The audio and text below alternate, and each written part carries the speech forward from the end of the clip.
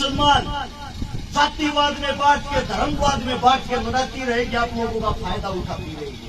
मैं आप सभी साथियों से पूछना चाहता हूं, आज इस वक्त लिम्पी नाम की बीमारी चली हुई है, सबको पता होगा।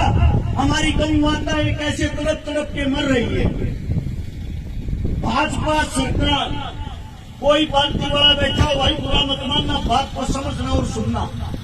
भाजपा सरकार जब 2014 में चुनाव लड़ने आई, उन्हें कहा था गौ माता की रक्षा हम करेंगे। उनने करी भी गौ माता की रक्षा। कैसे करी? भारत 20वें नंबर पर था गाय का मीट बेचने में, जिसको बीफ कहते हैं। आज भारत 30वें नंबर पर है। या रक्षा करी।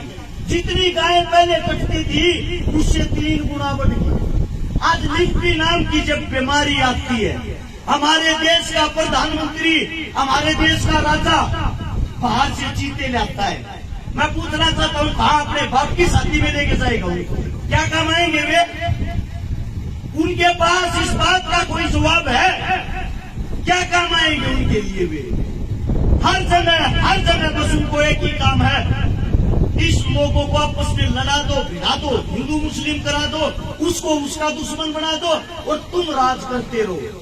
जो काम अंग्रेज करते थे आप लोगों को लड़ा के, वही काम आज हो रहा है, वही काम आज हो रहा है। हम आज कौन सा आजाद है? आप सबसे पूछना चाहता हूँ, आप अपने आप को आजाद मानते हो?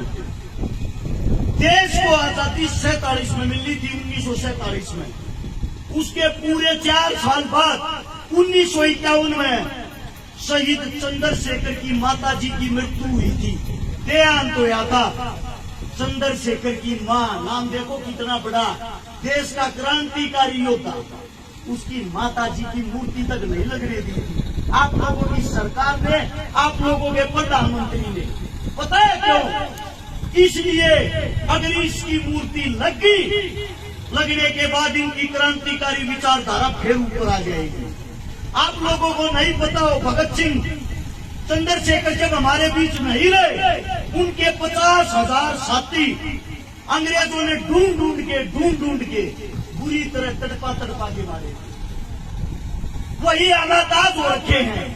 जब आप लोगों के पास में आपका कोई साथी तड़पता है, आपकी गौ माता आज बुरे तौर से जूझ रही है, कहां चले गए भाई आज वे गौ रक्षक? वे गौ रक्षक जो पार्टियों में, उनकी बातें कर रहा हूं मैं, इनकी नहीं।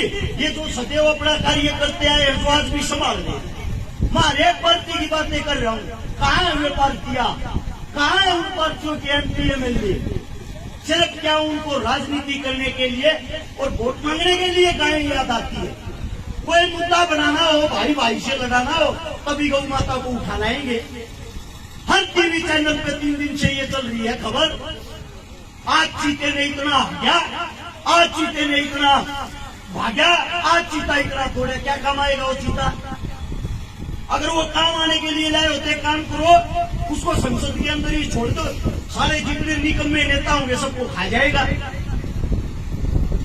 यह कोई काम होता है देश के लिए? देश को डुगडुगी समझ रहे क्या? कोई भी आओ, बताओ और चले जाओ। हमारा इंसानियत के नाते धर्म बनता है। आज हमारी गौ माता खतरे में है, तो सबसे पहले सारे काम छोड़ के हम सबका, जो अपने आप को हिंदू कहता, सच्चा हिंदू, उसका फर्ज बनता है। गौ माता से बड़ा उसके लिए कोई फर्ज नहीं। सबसे पहले अपनी गौ माता को बचाएं। आपके घर में 100 रुपए हो, 200 रुपए हो, 500 रुपए हो, इतने रुपए में आप लोग गरीब नहीं होते। कोई 300 रुपए की दिहाड़ी भी करता है ना, अगर एक दिन की अपनी दिहाड़ी दे देगा, वो गरीब नहीं होता। आप मंदिरों में भी तो दान देते हो, मस्जिदों में भी तो दान देते हो, गुरुद्वारे में भी तो दान देते हो। आज हमारी गौ माता दान मांग रही है, हमारा हक बनता है हम उस गौ माता को दान दें। और सबसे पहले भाई इंटरनेट वालों को एक बात मैं कहना चाहता हूँ, सबसे पहला दान 5100 रुपए का अपनी जेब से मैं दे रहा हूँ। कोई भी आके स्वीकार कर ले, मेरे मुख से कोई गलत बात निकली हो उसके लिए मैं माफी चाहता हूँ। और पास की गौशाला से शायद कमेटी आई है, पाड़ी गांव से कमेटी आई है भाई। 5100 रुपये इस गांव को, 5100 रुपये उस गांव वालों को दे रहा हूँ। आपका बच्चा हूँ, आपके बीच कहूंगा कोई नेता मंत्री तो हूं नहीं। जैसा मेरा जुगाड़ है वैसे आपके चरणों में ये अरदास है, इसको आप प्राप्त करें। और मेरे मुंह से कोई गलत शब्द, कोई गलत बात निकल गई हो, अपना बच्चा, अपना भाई, अपना बेटा समझ के माफ कर दे। अगर मेरी बात आप लोगों को अच्छी लगी हो तो एक बारी नारा लगाएंगे इंकलाब का और गौ माता का। तैयार हो? बोलो इंकलाब, इंकलाब, गौ माता की, गौ माता की। धन्यवाद आप सबका।